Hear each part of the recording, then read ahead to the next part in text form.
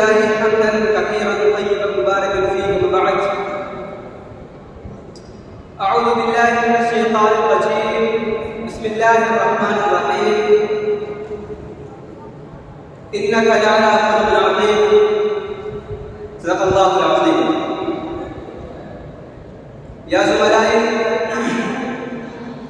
حينما نتابع السيرة النبوية ونتعمق في عمقها وحكمها فنجد أن هذه السيرة سيرة كاملة، سيرة شاملة،